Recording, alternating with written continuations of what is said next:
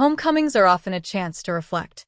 For Corey Day, Saturday's return to Sonoma Raceway, 5:30 p.m. Eastern Time, the CW, PRN Radio, SiriusXM NASCAR Radio, 200 miles northwest of his hometown of Clovis, California, offers an opportunity to measure just how far he's come during a rookie season filled with lessons learned at NASCAR's national level.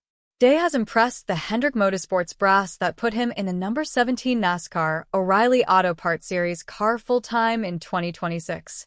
He started off his first full season with a bang, stringing together 8 consecutive top 10 finishes between the 2nd and 9th races at Echo Park Speedway and Bristol Motor Speedway, respectively.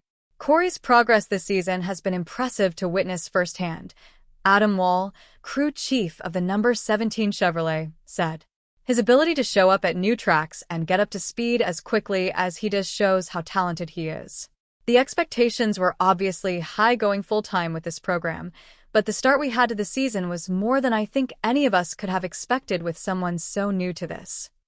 The results have been strong, but the optics were less favorable to begin 2026. Day clashed with JR Motorsports number 1 Chevrolet at Echo Park and Circuit of the Americas, leaving Carson Kvapil and Connor Zilisch, respectively, on the wrong end of contact. Considering the alliance between Hendrick and JRM, it was essentially a quasi-teammate being wrecked off Day's front bumper. Day took ownership of both incidents, admitting he needed to be better.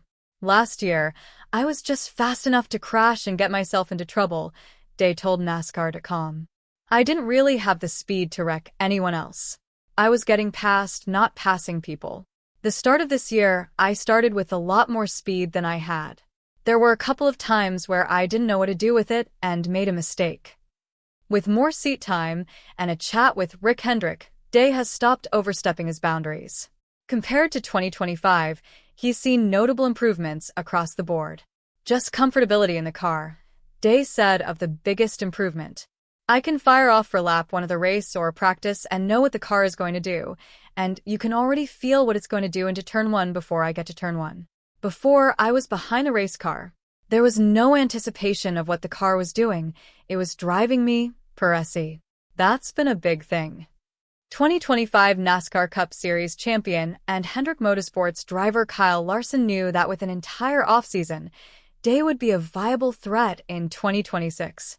"He's done great," Larson told NASCAR.com.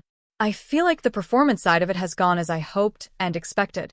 I thought last year, I know the potential in Corey, so I was like, man, he's not running as good as I thought he would.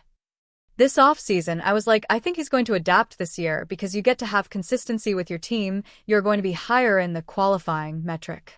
Everything has gone better."